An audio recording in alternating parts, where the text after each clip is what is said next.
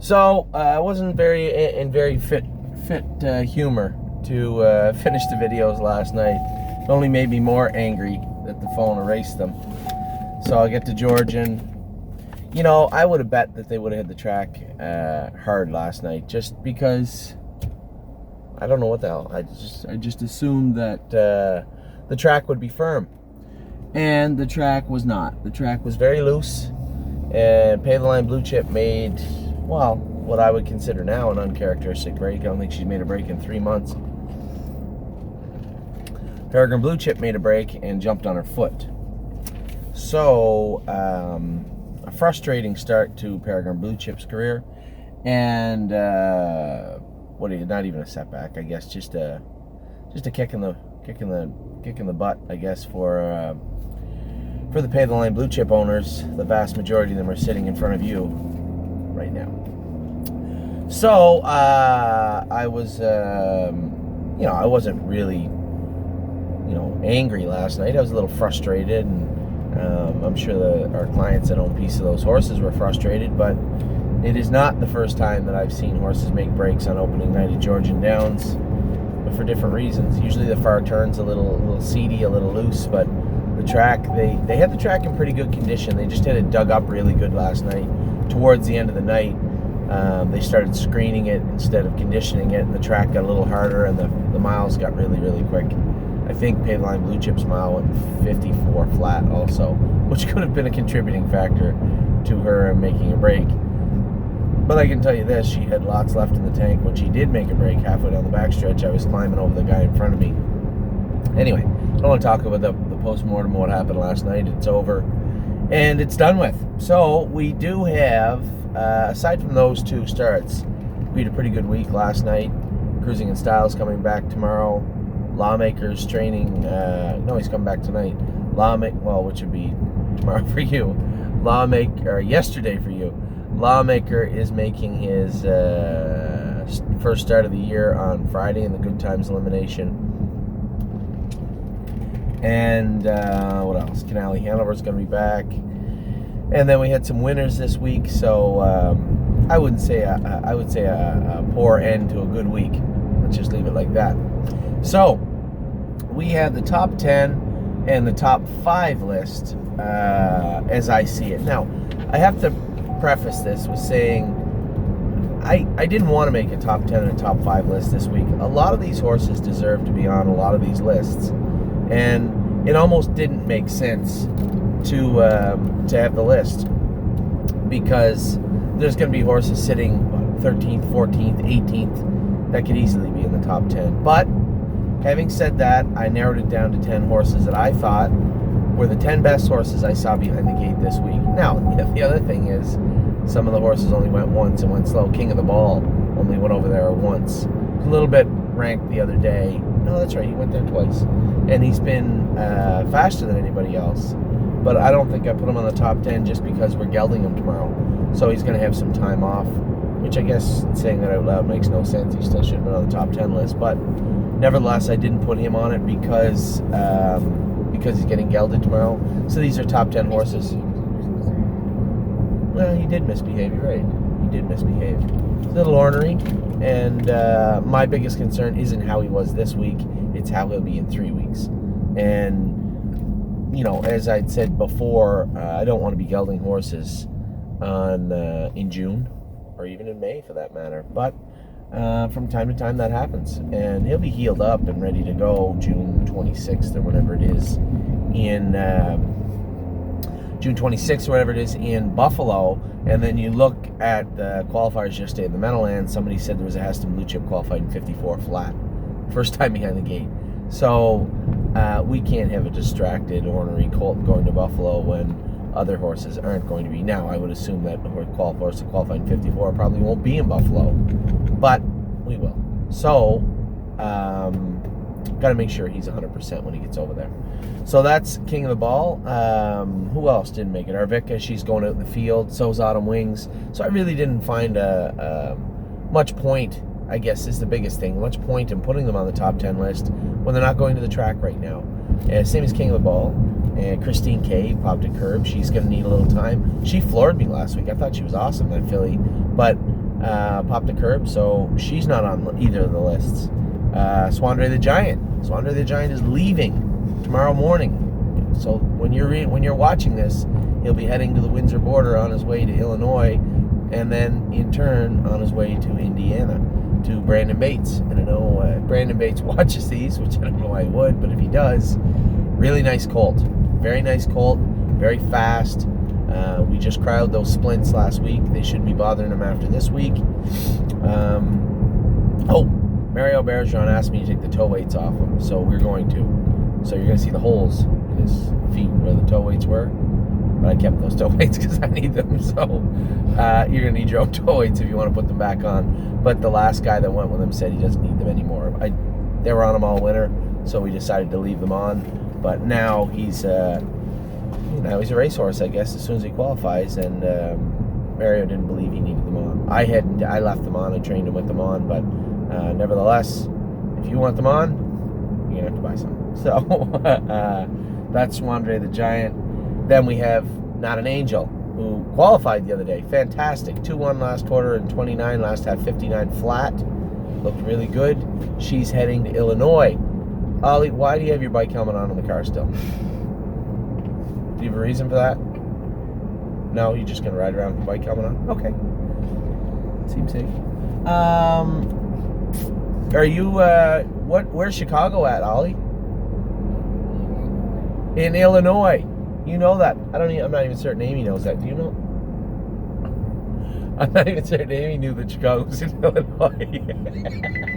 Okay, she knew it was. Getting a little bit of a stare. So, yes, Not an Angel. Ivanka holding steady. Qualified 58-3. Last half 57-1. Last quarter in 29 seconds. I didn't want him going anymore. That's a big mile for that colt, especially May 28th. He was very good. So they're going to be heading out to Illinois on Monday morning also. So Arvika didn't make it on the list. Holding steady. Ivanka, Not an Angel. I'm on a stoplight. Christine K, King of the Ball, Autumn Wing, Swandre the Giant, and Captain Miraculous trained good this week also. But he also has that little curve that we're just trying to get under control. We got him slated in for July 1st anyway, so he didn't make either of the lists. So we have a bunch of horses that didn't make the list, and a lot of horses that could have made the list, but only 10 of them made the list. And I also have a list of 5 horses that were at some point, I would say, near the middle of the pack. But after the work I saw them do over the last 2 weeks, I'm really interested to see where they're going to land, what they're going to do, how they're going to look, how they're going to qualify, and what they're going to race like. So I put together a list of 5 horses. I'm really interested to see what takes place from here on in, from qualifying day and beyond, because these are 5 horses that I think could easily turn the corner and be pretty good horses. I'm not certain that any of them are world champions. In fact, I don't think probably any of these 5 are world champions.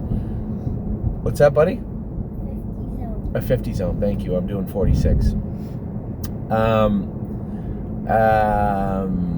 But these are 5 horses that I think could have a bright future. I know. These are 5 horses I think could have a bright future. So I believe they're worth mentioning because as they're still somewhere near the middle of the pack, they caught my eye, and I really want to keep an eye on them. So let's start with them. Let's start with the 5 horses that that I find the most intriguing in the group. So they're really on a different type of bubble. They could become mediocre horses. They could choose to be bad horses, but they could be good horses too. And I'm really interested to see what these horses are going to do.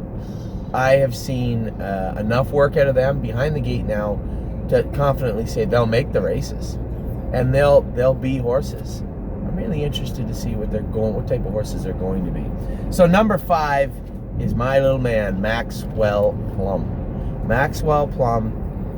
Amy and I had an argument last week. She said she liked Maxwell Plum. When we were in Lexington, I specifically remember buying this horse, and his breeding wasn't that great, and he only went for $10,000. And I know if I look close enough, if I find out how to look back through my Facebook Live videos, if they archive them somehow, I can guarantee you I'm right.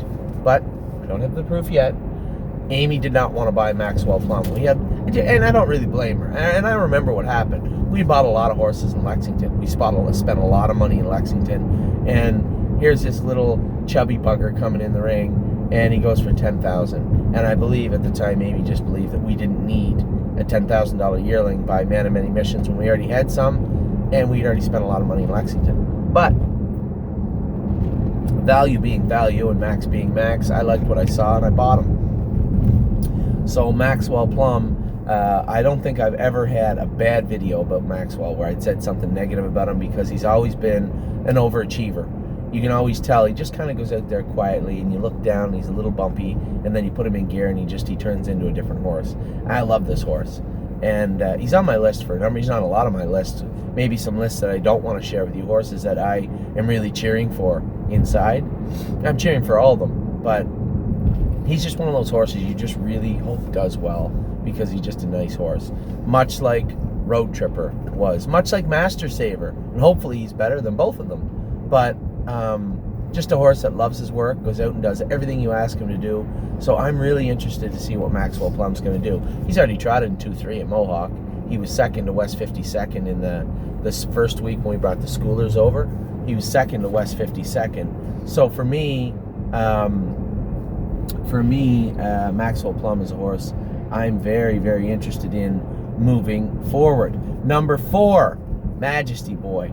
So he's the horse that nobody ever really pays attention to, except for the people that own him. He's the horse that, I'll get questions all the time from people. Hey, who was the number 4 horse in the set there? And it's almost every time somebody asks who was a horse, like the horse looked good, it's always Majesty Boy. He always looks good, does his work. And I know the week or two I spent with him way back in the winter, I thought he was a really nice horse. He's done his work so well always. I never get to go with him anymore. And I know Travis Henry went with him the other day at Mohawk. He went a mile and 2.5, come half. He said 58 apiece, 29 seconds on the end of it. He said he's a really nice horse. He was asking about him. So I think he's going to show up this summer, this horse, and be a decent horse. He's got a quick enough turn of foot and enough speed and ability. I think he could be a good horse. So as I said, this list is full of horses that I think could be good horses, and Majesty Boy is definitely one of them. The number 3 horse is Final Answer.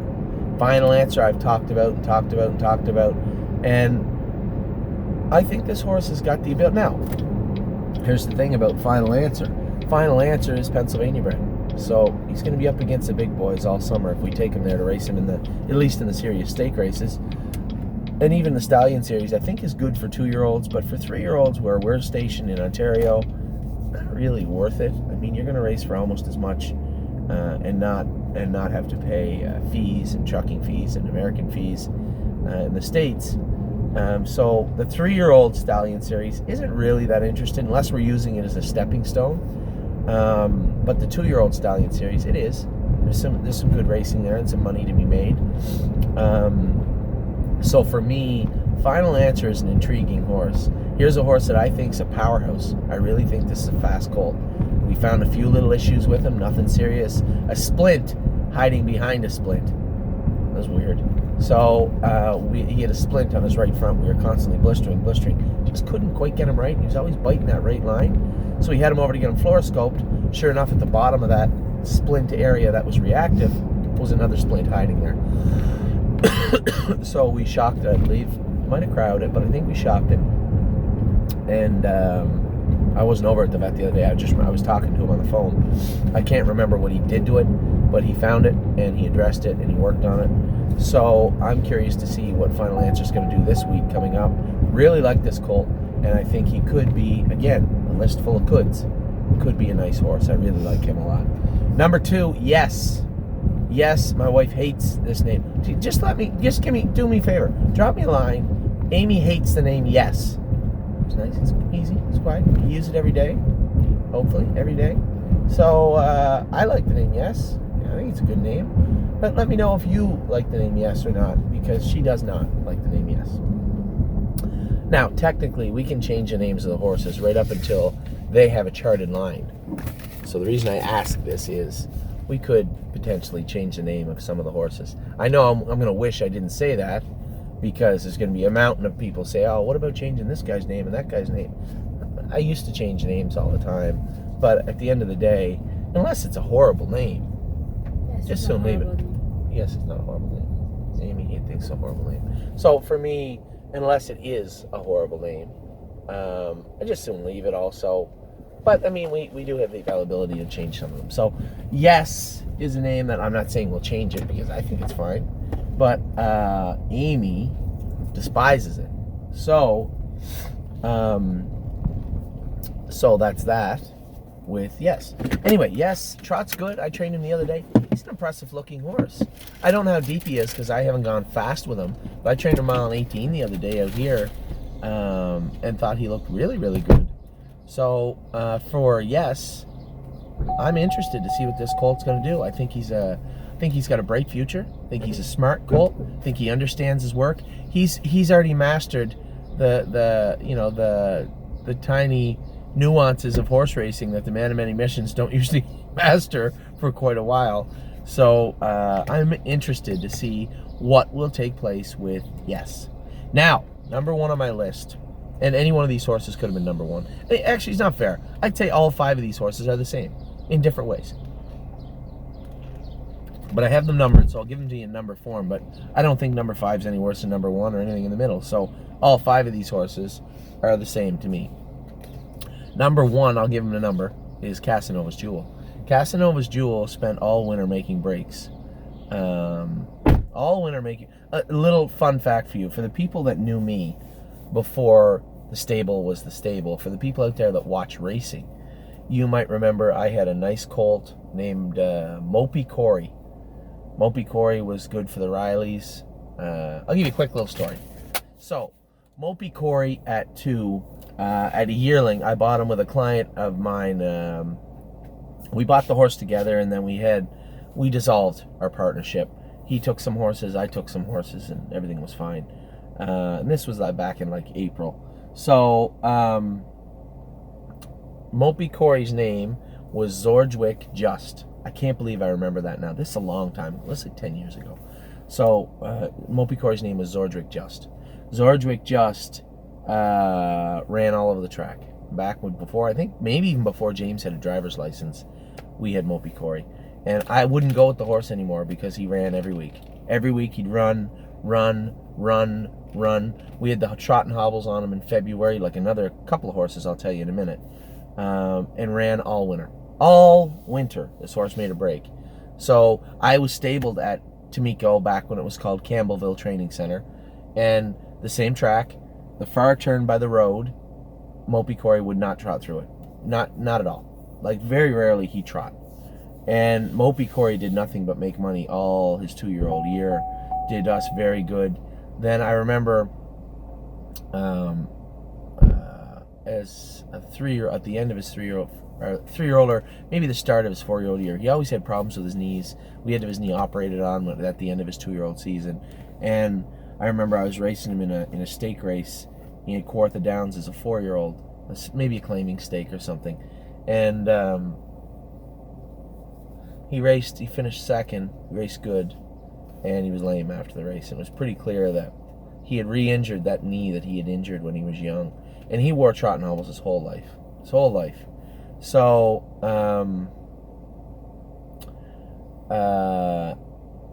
I'm in the test barn at Kawartha Downs, and the horse is lame. And in walks Amanda Riley. Amanda Riley's a very, very nice girl.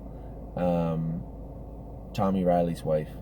And she walks, she goes, "That's so sad, Mopey Corey, I love this horse." I said, "Don't you guys have a big farm?" She said, "Yeah." I said, "Here." I gave her the leech yank. She said, what do you mean?" I said, "If you want him, you can have him. He's my horse." "Are you serious?" I said, "Yeah, for free. You can have him." So at that point, right then and there, I gave Mopey Corey, gave him to Amanda Riley. So sure enough, they had his knee x-rayed. He broke his knee again. They stood him for a while, and they turned him out in the field for like a year. Mopey Corey come back as like a 6-year-old with no trot and hobbles on, and I win with him in 55 for Amanda Riley at Woodbine. So just goes to show you the tenacity of the equine breed and how tough they are. And he did a lot of good for the Rileys, and he did a lot of good for me. So not one but two families are going to remember Mopi Corey for a very long time. Anyway, we had other horses that did the same thing. Rose Run Speedster used to make breaks all the time. We trained him with trotting hobbles on when he was young, way back in March and April. So did another horse that none of you probably remember, but a horse that probably could have been the best horse I ever had, and his name was Duke McCollum. Duke McCollum was an extremely talented colt. He ended up hurting his ankle when he was 2 and never raced after that, I don't think. He raced at 3. We brought him back at 3. The vet said he'll never race again. We brought him back at 3, and he went in 56 or 57, and then re-injured himself. And he stood stud for a little while in the Maritimes. I don't think he did very good as a stud, but he was an incredibly talented colt too. Another colt that made lots of breaks. So I don't pay much attention to the horses that make breaks unless they're looking to make breaks. If they're looking not to make breaks and they're still making them, it's just an issue. Could be a lameness issue, could be a maturity, mentally or physical issue, but I'm not going to give up on them if they want to work. And Master Saver winning, then people are going to say, well, Master Saver, so you won $3,000 the other night. No, we took a horse that wasn't a racehorse and turned him into a racehorse the other night. And he's going to have a long career ahead of him. So, yes, there's a large debt owed from Master Saver, if you will, to the clients, but Master Saver just started chipping into it the other night in a decent way, and I think what he showed the other night is that he's put it all together. And it's impossible for me to explain this to you, how happy that horse was the other night in the winner's circle. It's impossible for me to tell you, when you drove Master Saver before and he was always on eggshells and he didn't feel comfortable, and then to drive him the other night with the level of confidence he has, the sky's the limit for that horse. The only thing that'll hold him back is ability. And I don't know, I'm not telling you he doesn't have ability. I'm telling you that whatever he is able to do from here on out, that's what he'll do. He's a 3-year-old trotter. Trotters mature later than pacers, and I think what you're going to see is a horse progressively get better all the way up. Where that ends, I have no idea. That's up to him. But he'll make money along the way. So, for me, I don't like giving up on horses that want to go forward. And Casanova's Jewel, in a long way, I told you, Casanova's Jewel is like that for me. I see a horse that is a little frustrated making breaks. And the other day, we changed his gear. Now, we tightened his hobbles up. I'm sure he'd like to go with a looser hobble, maybe no hobbles. But we're trying to help him get through his miles. And as that confidence builds, I think you're going to see a nice horse. I think you're going to see a nice horse. And to me, I'm looking at raw potential. If there's horses in our barn that they're just okay, to me, they would have to change seismically to be a good horse. But they're okay. And where they land, they land. Whatever they become, they become. I don't really think that anybody out there in watching this believes that we're going to buy 57 horses and they're all going to be good horses. 57 horses, none of them are going to get injured. 57 horses, they're all going to make the races. They're all going to do this. They're all going to do that. We've had 54 since January, and I told you that I believe all 54 will have qualifying lines in 2018. Never told any of them that they win the Breeders' Crown, win the Peter Houghton, win the Metro. We got good horses. And the great thing about TheStable.ca is by diversifying all these shares, moving them across a wide swath of ownership, it really eliminates the stress. Sure, I want to win the Peter Houghton. I want to win the Metro. I want to win all these stake races. And we'll get there, hopefully, I would imagine. If we don't have them this year, we'll have them next year. But the main key is to have fun along the way. So my job is to make sure that you're informed, make sure that you understand how horse racing works. And for the equine side, is to make sure that I don't give up on any horses that want to go forward. That I know what they can do, what they can't do, what they want to do, and what they don't want to do. That's my job. So in regards to those 5 horses right there, Casanova's Jewel being the last one, and trust me when I tell you, you really don't need to put numbers on those 5 horses because they're all the same in different ways. So Casanova's Jewel to me looks like a horse that could be a good horse. He has all the attributes of a good horse. He's just going to have to put it all together, grow his confidence, and become the horse I believe he can be. Yes, another horse, lots of talent. How much talent? I don't know, but I know he's going to use every bit of it. Final answer, tons of talent. You know, can trot fast, moves like a pacer, strong, doesn't appear to get tired ever. Now, we found that spot on his right front. I think that might have been the last little bolt tightened up. We'll see soon enough. Majesty Boy, you know, the quintessential underdog. You know, he's just always in the middle. Everybody sees him but doesn't see him. Well, hopefully you'll see him this summer because he's a talented colt, and I like him a lot. And then Maxwell Plum, old Maxie. I love this horse. I've said it. I'm going to continue to say it. I think that Maxwell Plum could have a bright future if he wants to, and it appears he wants to. So all those horses are horses I'm intrigued. I'm interested to see what they are going to do. So that's the 5 that I'm interested to watch that could go either way here at TheStable.ca. We'll be back in just a minute with your top 10 list.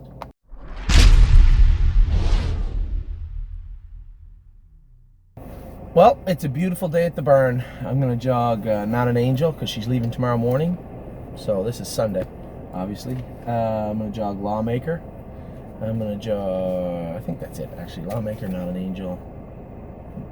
Maybe Ivanka. But we got some horses leaving tomorrow. So want to make sure they're ready to go before they actually go. So I know they are, though. So anyway, we went through the top 5 list, and I was happy with the way the top 5 list shook out. You guys should understand by now what I meant by the horses I'm interested in, horses that could be or could not be, and horses that could be or could not be, and you know, why I liked them, what I liked about them, and yeah, who they were. So I think that's very, very, very fair, that list that I'm interested in. There's a lot of horses on here. I'm pretty sure are nice horses. There's a lot of horses on here. I'm concerned might be okay horses. There's not a lot of horses in our entire midst that I think are bad horses, and I'm an optimistic person. I'm sure there's going to be some. We have 54 horses. There's a certain amount of them that are just going to be okay horses, and hopefully we can you know, we can make do. We can make do with okay, I'll get it in a minute. Okay, or you can get it. I'm not moving. Oh, he's playing baseball. So so anyway, you know, obviously these are typical stable racing things. So we're gonna run through the top 10 list. It was extremely difficult for me to make this list because there's horses we know, we're pretty sure are good horses that are going, like horse like Autumn Wings. It's going out in the field for 3 weeks. Horse like Arvika is going out in the field for 3 weeks. King of the Ball, we're castrating him. These are horses that we know are good horses, but I think are good horses. But I'm going to leave them off the list this week because they don't need to be on the list this week. These are horses that I think are going to have a good showing in the coming week at their qualifier. So going into the qualifiers, these are the horses I have my eye on the most. Top 10. Now, I did make a list 1 through 25, and I'm not doing that. But like number 17 is a horse that could easily be on the top 10, a horse that easily could be a good horse. So this is an increasingly difficult list to make. We have 54 horses, and 49 of them are ready to qualify. So this is hard, but I'm going to do it anyway. These are top 10 horses heading into the qualifiers in the next 14 days, horses that I think are going to make a splash. Number 10, Springbridge Proud. Springbridge Proud schooled awesome the other day. He's not a big horse, but he's got a big, powerful ass end on him and a big gait. And he had that foot separation. He had that foot separation earlier in the spring, and we put bar shoes on him, and he's worn them ever since. He paces okay in them, but he's a little climby in them. So you put a bar shoe on a horse, the shoe goes right around then we had an egg bar on him. So it's a bar that literally goes all the way around the foot, underneath the foot. Now what happens is, sometimes because that bar is there, they'll pick their legs up higher. They'll have a higher gait with them on. And sometimes it can tire them out, but it can keep them sounder too. So there's a little give and take there, if you will, with the egg bars.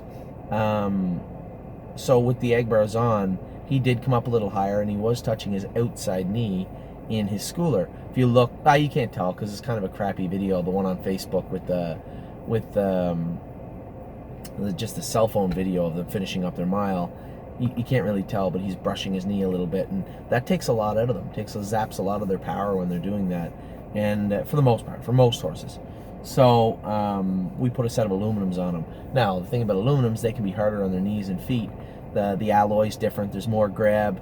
The alloy itself doesn't absorb as much shock as a steel shoe.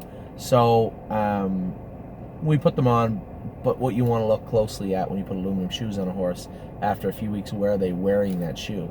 So you have that aluminum shoe. If they're wearing the outside of the shoe, they're taking weight somewhere. They're landing on the ground uneven. So it's cause for concern in some cases. So we put the aluminums on him. I trained him here the other day, and Lord love, he can pace fast. He can pace really fast. Oh, he's threatening to assault my car with a pitchfork. He can pace really fast. I watched him train again yesterday with Twinsburg, and he looked great again. So this is a horse that I think has got a decent future. You know, is he going to pace 51? It's a long way away. You know, but I think he's got a decent future ahead of him. Now, he's small. Is that going to play a role? I don't know. Is he going to stay sound? I don't know. I think he will, but we'll see. And Springbridge Proud, by all accounts, is a really nice horse. So that's my number 10 pick heading into the qualifiers 2018. Number 9, White Tiger. You'll see, White Tiger slid down the list quite a bit. He acted up in his first 2 trips over to the track, and what I wanted to do with this colt was school him, have him school good, and turn him out for 3 weeks.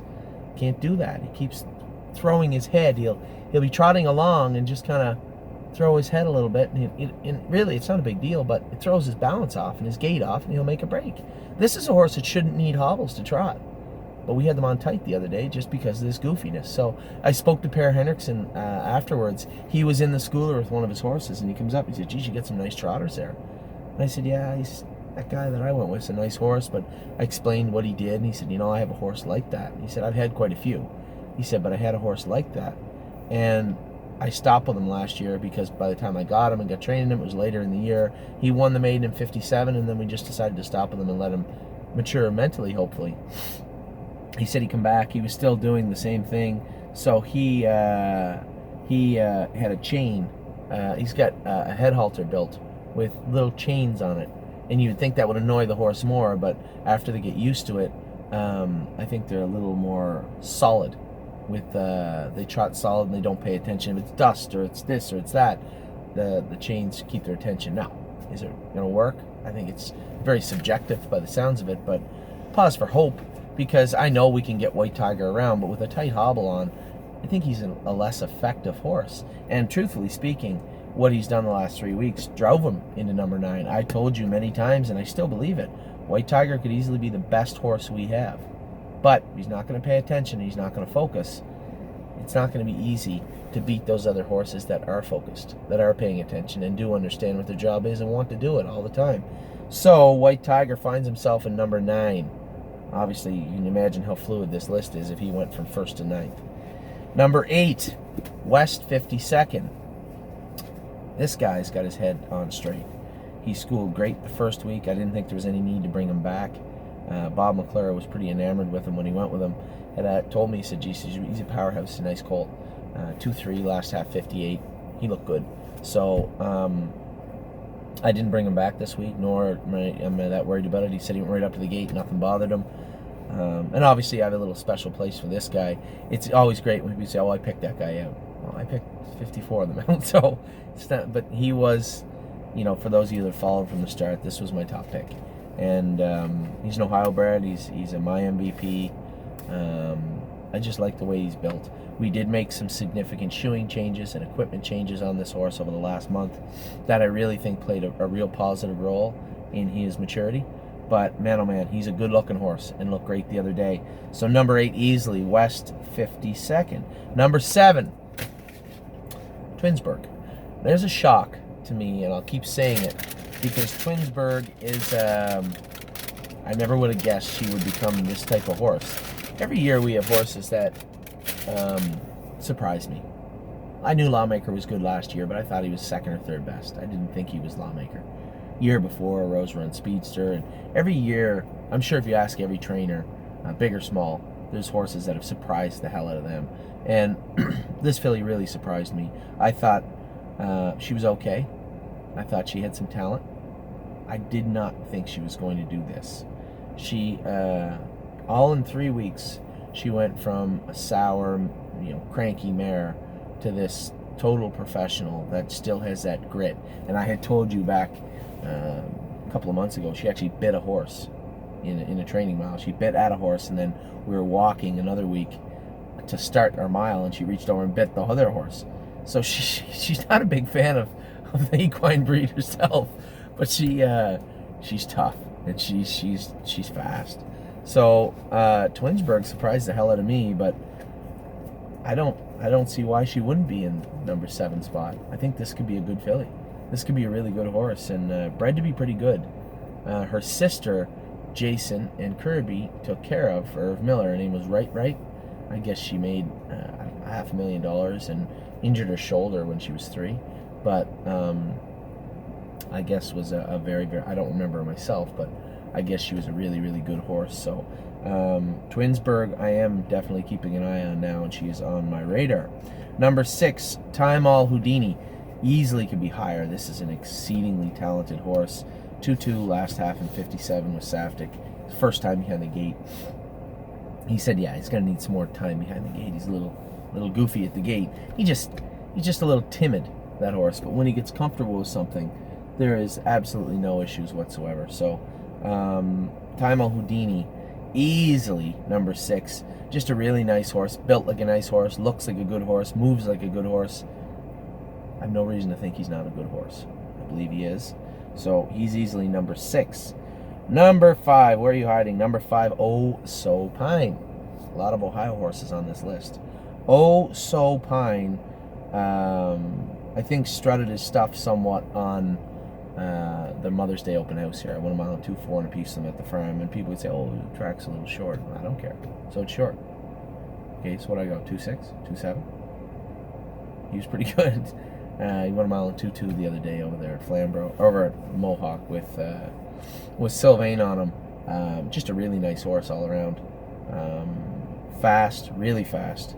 So he's pretty well ready to go now. Not a shocker. We took him over the track, off the farm, over to the track at Mohawk for the first time. Put his nose right on the gate. He's a professional, that horse. A nice horse. So Oh So Pine, easily number 5. Number 4, little shocker, he's not in the top 3, but he'll probably get there. I just put him in number 4 because the first 3 have all shown me that they are dialed in and ready to be good horses right now. Maybe not number 1. That might be a bit of a surprise. But number 4, Maintenance Man. I trained him over here for the first time. I sat behind him in quite a while. Started him up, really put him in gear. I think we're going to let his hobbles out a little bit. He looks good, real good. And probably going to take him over and train him. I might take him over and train him Monday in 2 minutes and see how he feels, but I can't imagine there'll be any issues there. It's a really quick horse, fast, durable horse.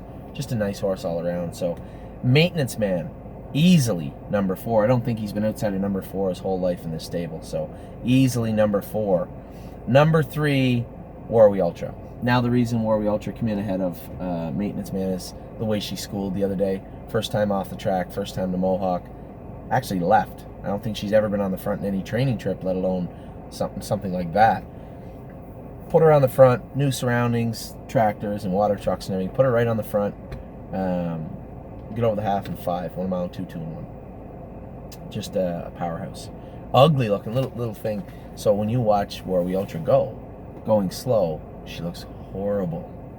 Choppy gaited, clappy gaited. You would never think that horse out there jogging is as talented and as fast as she is. But she is. And when you put the hobbles on her and speed her up, man, oh man, can she trot.